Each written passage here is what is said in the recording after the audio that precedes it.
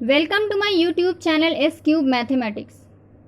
In the previous video, I have started ring theory of semester 4 Mathematics Honors. Now, let's start with our next topic, and our next topic is integral domain. So, let's see what is integral domain. A ring R plus dot with at least two elements is called an integral domain if it is commutative, has unity element is without zero divisors. Means क्या हो गया कि एक ring R plus dot ring क्या होती है, इसके conditions क्या क्या सेटिस्फाई करते हैं रिंग, ये सारा मैंने प्रीवियस वीडियो में डिस्कस कर लिया था, तो इसमें प्रॉब्लम नहीं होना चाहिए. और जो लोग नए हैं जो आज इस वीडियो को पहली बार देख रहे हैं तो वो पहले हमारा प्रीवियस वीडियो देख लें. ठीक है, तो रिंग आर प्लस डॉट जो है उसके पास दो एलिमेंट्स कम से कम होने ही चाहिए. ठीक है, तो उसको हम तब बोलेंगे कि वो इंटीग्रल डोमेन है जब वो कम्यूटेटिव हो. कम्यूटेटिव किसके लिए? मल्टीप्लिकेशन के लिए, क्योंकि आपको पता है एडिशन के लिए ऑलरेडी ये कम्यूटेटिव होता है, रिंग होता है ना, अबेलियन ग्रुप होता है आर प्लस. ठीक है, नेक्स्ट हो गया आपका यूनिटी एलिमेंट. मीन्स उसके पास कौन सा यूनिटी एलिमेंट? मल्टीप्लिकेशन के लिए. ठीक है, तो 1 बिलोंग करना चाहिए आर में. इज़ विदाउट जीरो डिवाइजर्स का मतलब क्या हो गया कि कोई अगर प्रोडक्ट अगर जीरो है, यानी ए बी इक्वल टू अगर जीरो है तो इसका मतलब either A equal to zero और बी इक्वल टू जीरो, तो उसको क्या बोलेंगे? Without zero divisors. मीन्स अगर कोई रिंग के पास ये तीन कंडीशंस और भी हैं, एक्स्ट्रा हैं, तो इसको हम लोग क्या बोलेंगे? इंटीग्रल डोमेन है. ठीक है, और यहाँ पे एटलीस्ट टू एलिमेंट्स ऐसा क्यों लिखा है? क्योंकि यहाँ पर जीरो तो होगा ही इसके पास और वन भी होना चाहिए, है ना, तो जीरो और वन तो रहना ही चाहिए इसके पास, तो इसलिए यहाँ पे लिखा है एटलीस्ट टू एलिमेंट्स. इसी को हम अगर और दूसरे तरीके से लिखना चाहें तो हम इस डेफिनेशन को इस तरह से भी लिख सकते हैं. ठीक है, तो let A B C belong to R be arbitrary where R कोई नॉन एम्प्टी सेट है. A system R plus dot containing at least two elements is called an integral domain if the following conditions are satisfied. First number मतलब इसमें हमने बस ये लिख दिया और इसमें क्या है हम लोग इसको पूरा करके दिखाएंगे. तो फर्स्ट नंबर क्या है? आर प्लस अबेलियन ग्रुप, जो रिंग के कंडीशन थे वो सारा यहाँ पे आप लोग लिख लीजिएगा, 1 to 5 जो भी था. नेक्स्ट है आपका नंबर 2 में multiplication operation satisfies the following conditions. क्या हो गया आपका? First closure property A B belong to R implies A into B belong to R. ठीक है, ये मल्टीप्लिकेशन के लिए ये सारा. ठीक है, एसोसिएटिव लॉ मल्टीप्लिकेशन के लिए क्या हो जाएगा? A B into C equal to A into B C. Existence of identity, ठीक है, यहाँ पे वही लिखा था, has unity element. There exist 1 belong to R, जिसको कि मल्टीप्लिकेटिव आइडेंटिटी या यूनिटी एलिमेंट बोलते हैं, such that A into one equal to one into A equal to A. And next हो गया आपका commutative law, A into B equal to B into A. And ये वाला जो था इज विदाउट जीरो डिवाइजर्स, ये क्या हो गया? R is free from zero divisors या R is without zero divisors, ऐसे भी लिख सकते हैं. A B belong to R such that A B equal to zero implies either A equal to zero और बी इक्वल टू जीरो. ठीक है, and next हो गया आपका distributive law, holds in R. तो इंटीग्रल डोमेन का यही definition है 2. ठीक है, अब इसके एग्जांपल्स क्या क्या हैं? इंटीग्रल डोमेन के एग्जांपल्स हो गए आपके कि the ring of integers integral domain होता है. इंटीजर्स का जो रिंग होता है वो इंटीग्रल डोमेन होता है आपका. ठीक है, ये चीज़ भी हमने लिखाया था इंटीजर्स का रिंग के एग्जांपल में भी, ये वाला चीज़ मेंशन किया था हमने. ठीक है, नेक्स्ट हो गया आपका the ring of real numbers भी इंटीग्रल डोमेन होता है. ओके, नेक्स्ट एग्जाम्पल है इंटीग्रल डोमेन का, the ring of numbers of the form a plus B root two is an integral domain where a and b are real numbers. तो इस form में कोई अगर numbers हैं और उसके रिंग अगर हम लेते हैं तो वो भी क्या होता है? इंटीग्रल डोमेन होता है, जहाँ पे a और b क्या है? रियल नंबर्स हैं. ओके, नेक्स्ट है आपका topic field. A ring r plus dot containing at least two elements is called a field if it is commutative, has unity element, is such that every non-zero element has multiplicative inverse in R. Integral domain का definition और इसके definition same है, सिर्फ यहाँ पे ये वाला चीज़ में वहाँ पे क्या था? विदाउट जीरो डिवाइजर्स, और इसमें क्या है? Every non zero element has multiplicative inverse in R. तो ये तो आपको क्लियर हो गया होगा. यहाँ पर इसका मतलब क्या है कि जितने भी आर के पास कोई भी नॉन जीरो एलिमेंट्स हैं तो उसके मल्टीप्लिकेटिव इन्वर्स जो होगा वो एग्जिस्ट करेगा ही. एडिटिव इन्वर्स तो इसके पास होता है, ठीक है, लेकिन मल्टीप्लिकेटिव इन्वर्स भी होगा किसका? नॉन जीरो एलिमेंट का, वही कह रहे हैं यहाँ पर. ठीक है, इसको भी हम इस तरीके से भी लिख सकते हैं, क्या कि let A B C belong to R be arbitrary. A system R plus dot containing at least two elements is called field if the following conditions are satisfied. First हो गया आपका R plus is an abelian group, कर लेंगे आप लोग पहले ring वाले से देखकर. नेक्स्ट हो गया आपका R0 dot is an abelian group where R0 किसको बता रहा है? R minus zero means non zero elements of R को डिनोट कर रहा है कौन, R0। ठीक है, यहाँ पे लिखा है नॉन ज़ीरो एलिमेंट, तो वही हमने R0 ले लिया कोई, और ले लिया उसके एलिमेंट क्या, XYZ बिलोंग कर रहा है, मान लेते हैं R0 में। तो फर्स्ट हो गया आपका क्लोजर प्रॉपर्टी, क्या हो गया, XY belong to R0 implies X into Y belong to R0। ठीक है, एसोसिएटिव में क्या हो जाएगा, XY into Z is equal to X into Y Z. Existence of identity में आपका क्या हो जाएगा, 1 बिलोंग करेगा R0 में, इस तरह से कि 1 into x equal to x into 1 equal to x, ये भी क्लियर हो गया होगा। ठीक है, नेक्स्ट है आपका existence of inverse for all x belong to R0, this implies there exist x inverse belong to R0 called multiplicative inverse. ठीक है, इसको मल्टीप्लिकेटिव इनवर्स बोलेंगे x का, ऑफ x वही लिखा है, such that x inverse into x is equal to x into x inverse is equal to 1। तो यहाँ पर ये x जो है ये तो नॉन ज़ीरो एलिमेंट है, क्योंकि R0 क्या है, सेट ऑफ नॉन ज़ीरो है ना, ये R0 में से हमने ज़ीरो को, R में से ज़ीरो को हटा दिया तो वही हमने R0 लिया है, मतलब इसमें ज़ीरो नहीं है तो नॉन ज़ीरो हो गया। तो नॉन ज़ीरो एलिमेंट का इन्वर्स अगर एग्जिस्ट कर रहा है, मल्टीप्लिकेटिव इन्वर्स। ठीक है, एक्स इन्वर्स ये, और इन्वर्स किस तरह से होता है कि ये हम लोग क्या देता है, यूनिटी एलिमेंट दे देता है, तो वही हमने लिखा है x inverse x is equal to x, x inverse is equal to 1। ठीक है, नेक्स्ट है आपका कम्यूटेटिव लॉ। कम्यूटेटिव लॉ क्या हो गया, x y is equal to y x. And आपका थर्ड नंबर हो गया distributive law holds in R. ठीक है, जैसे रिंग में था, इसको भी आप लोग खुद से कर लेंगे।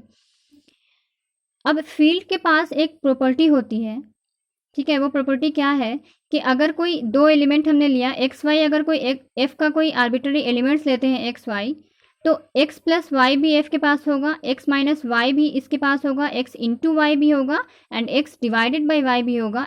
डिवीजन के केस में क्या होता है, एक्स डिवाइडेड बाई वाई का मतलब क्या हो गया, x into y inverse belong करेगा एफ में, और इस केस में क्या होता है कि वाई ज़ीरो नहीं होता है, क्योंकि वाई ज़ीरो होगा तो फिर तो वो इन्फिनिटी हो जाएगा। ठीक है, तो ये चार कंडीशन, मतलब एफ जो होता है ना फील्ड, कोई भी फील्ड जो होता है वो क्लोज्ड होता है चारों arithmetical operations, addition, subtraction, multiplication और डिवीजन के केस में। लास्ट केस में क्या होता है कि वाई ज़ीरो नहीं होता है। ठीक है, तो ये फील्ड की एक इंपॉर्टेंट प्रॉपर्टी है, इसको याद रखिएगा।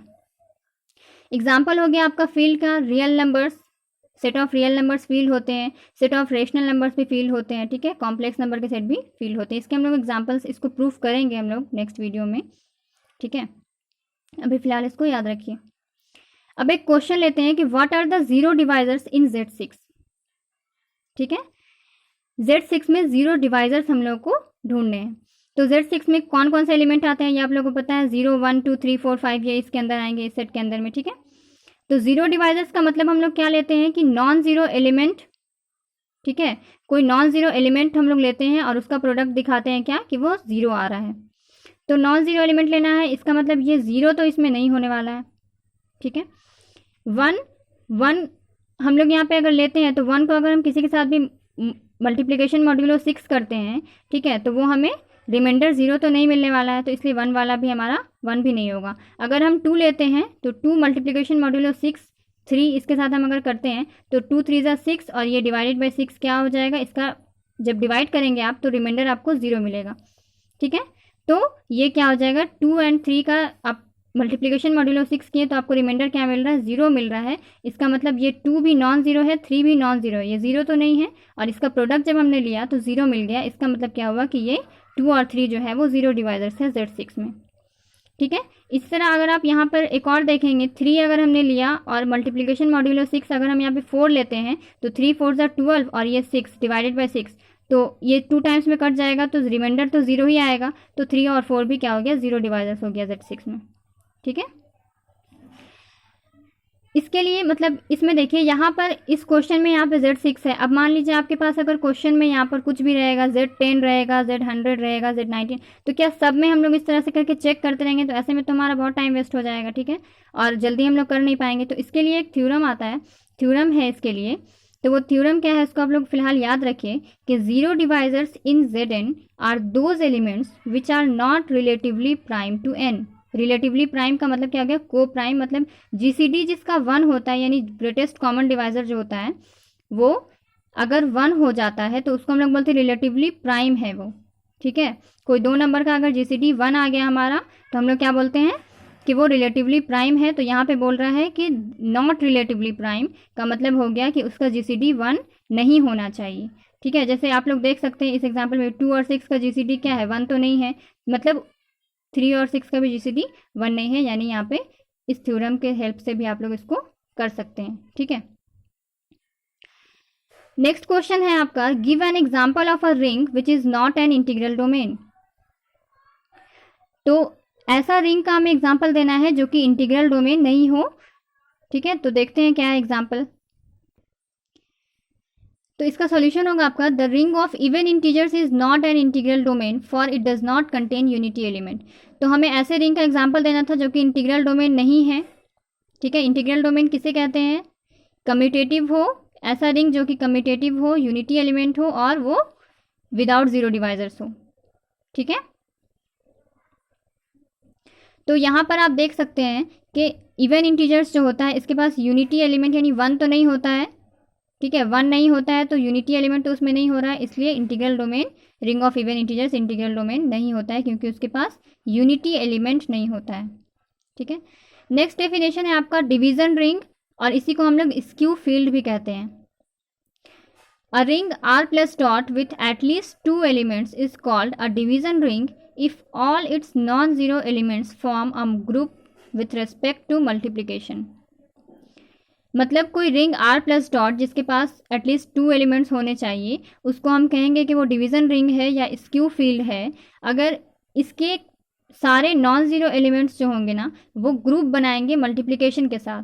ग्रुप की प्रॉपर्टी को, 4 प्रॉपर्टी होती है ना ग्रुप की, तो उसको ये सेटिस्फाई करेंगे, नॉन ज़ीरो एलिमेंट्स जो इसके रहेंगे वो मल्टीप्लिकेशन के केस में, group with respect to multiplication.